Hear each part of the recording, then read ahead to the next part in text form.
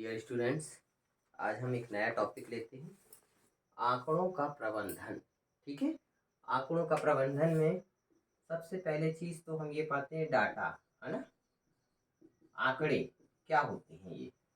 जैसे मान लिया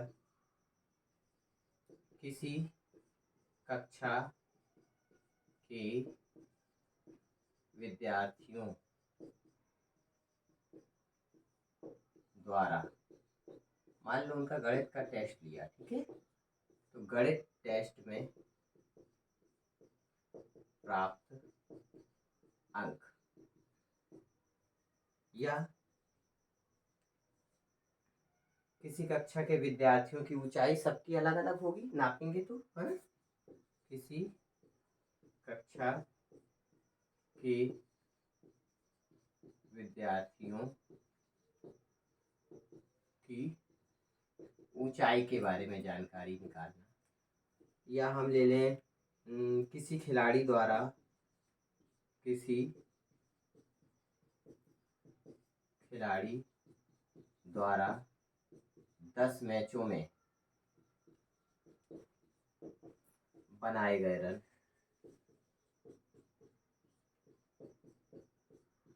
हो सकता है पहले मैच में कुछ और बनाया हो, दूसरे मैच में कुछ और। तो ये जो सारी जानकारियां हैं, यही क्या कहलाती हैं? डाटा, आंकड़े, है ना। क्या कहलाती हैं ये सब जानकारियां? इसे ही हम क्या बोलते हैं?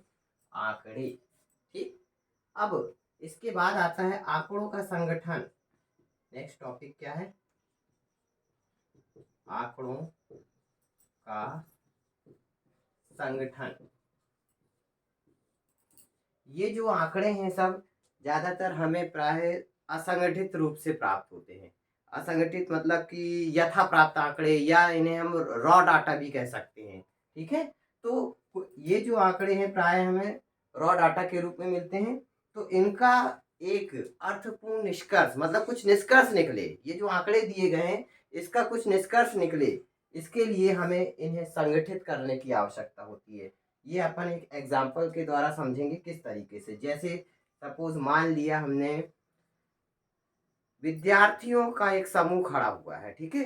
मान लो वहां पर 20 विद्यार्थी हैं और 20 विद्यार्थी खड़े हैं। अब हमने उनसे जानकारी जुटाना चालू की, उनकी पढ़ाई के बारे में, उनका इंटरेस्ट किस में है। गणित को ज़्यादा पसंद करते हैं वो, अंग्रेजी को ज़्यादा पसंद करते हैं, विज्ञान को ज़्यादा पसंद करते हैं, या आर्ट्स हो गया, कला सब्जेक्ट को वो ज़्यादा पसंद करते हैं। तो कुछ विद्यार्थियों के द्वारा हमने जानकारी जुटाई। जैसे हमने पहले स्टूडेंट से पूछा तुम्हें कौन सा विषय अच्छा लगता है ना, उसने क्या बताया? विज्ञान अच्छा लगता है। और अगले स्टूडेंट से पूछा हमने, बोला गणित अच्छी लगती है। फिर पूछा, तीसरा स्टूडेंट फिर बोलता है विज्ञान अच्छी लगती है। अगले स्टूडेंट ने, मतलब कि ये जो जानकारियां हैं ये सब असंगठित रूप में है, हम इसे ही संगठित करेंगे, ठीक है। अगले स्टूडेंट ने बोला अंग्रेजी अच्छी लगती है। और नेक्स्ट अगला स्टूडेंट बोलता है हमको कला, आर्ट्स का सब्जेक्ट अच्छा लगता है। फिर अगले स्टूडेंट ने बोला विज्ञान अच्छी लगती है। फिर नेक्स्ट अगले ने बोला गणित अच्छी लगती है। इस तरीके से हम कुछ स्टूडेंट से जानकारी जुटाते हैं, ठीक है, किसको क्या सब्जेक्ट अच्छा लग रहा है।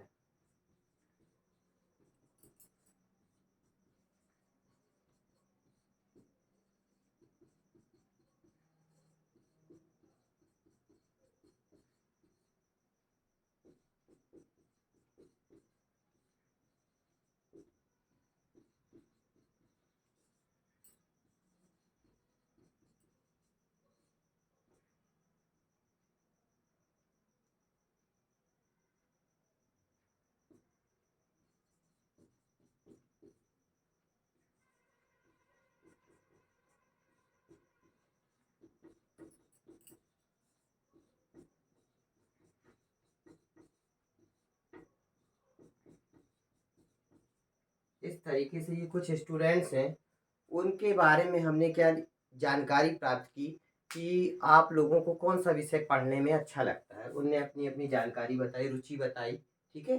अब ये जो है आंकड़े हमें प्राप्त हुए हैं, ठीक है, इसको हम संगठित करेंगे। किस तरीके से करेंगे? देखो यहाँ पर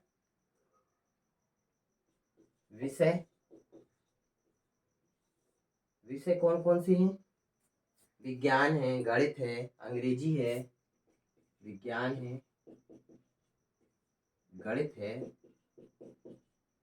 अंग्रेजी है, कला है। मतलब कि हम एक निष्कर्ष तक निकले, अर्थपूर्ण निष्कर्ष, है ना, कि इतने सारे बच्चे तो हैं, हमने एक एक बच्चों से तो पूछ लिया कि किसी को गणित अच्छा लग रहा है, किसी को विज्ञान, लेकिन हम इससे कुछ डिसाइड नहीं कर पा रहे हैं। तो इसको अब हम एक संगठित रूप में बनाएंगे इसको। तो देखो, ये सारे विषय हमने लिख लिए। इसके बाद आता है मिलान चिन्ह, मिलान चिन्ह, और इसके बाद आती है विद्यार्थियों की संख्या, विद्यार्थियों की संख्या, या बारंबारता भी बोलते हैं इसे। क्या बोलते हैं? बारंबारता।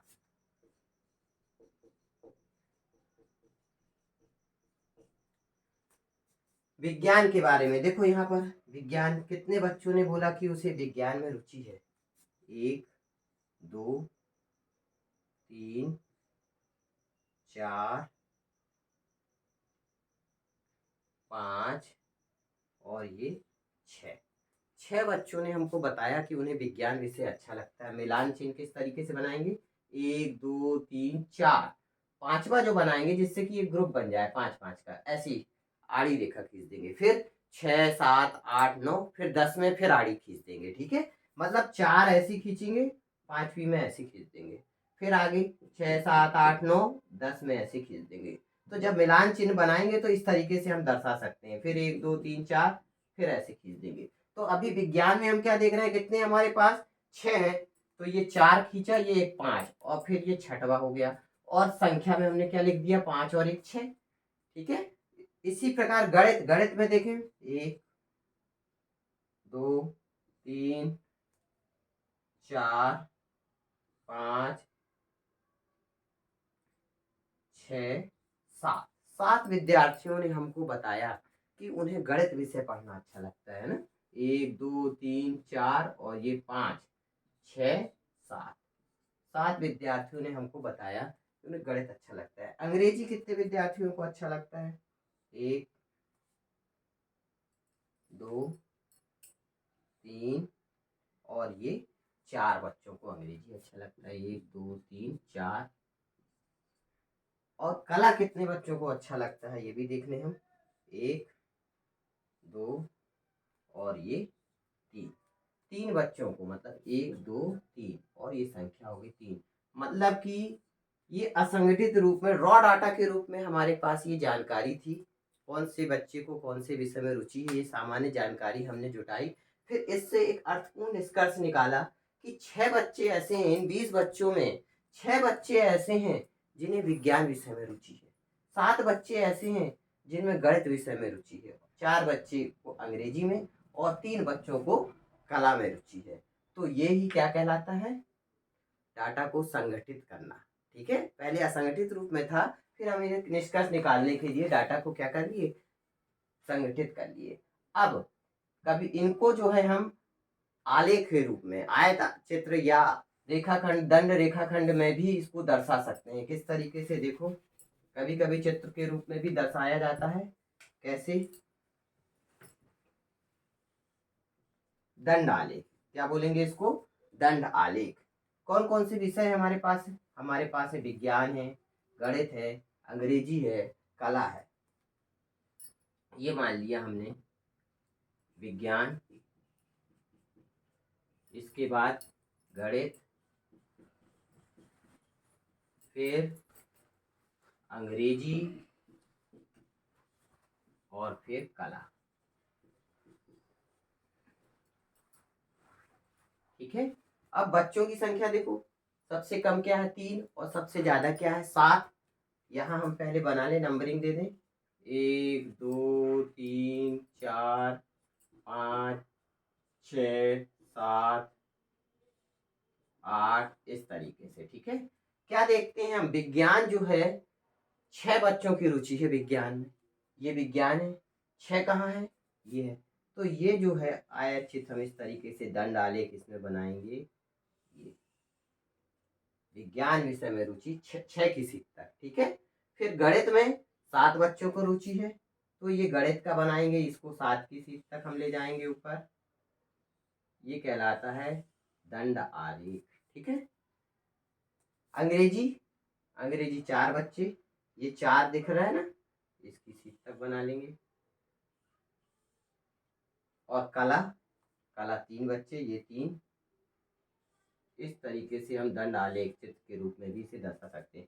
इसको भी इस तरीके से लाइनिंग कर सकते हैं या ऐसे भी छोड़ सकते हैं। तो ये जो डाटा हमको असंगठित रूप में प्राप्त था, इस डाटा के द्वारा इसको हमने क्या किया, एक संगठित रूप में इसे प्राप्त किया, जिससे कि एक निष्कर्ष निकला। फिर इसे हम दंड आलेख में भी इस तरीके से दर्शा सकते हैं। तो ये एक छोटा सा वीडियो था आंकड़ों के प्रबंधन से लेकर के। नेक्स्ट, इसके आगे का हम नेक्स्ट वीडियो में देखते हैं। और अगर ये वीडियो अच्छा लगा हो तो इसे लाइक और शेयर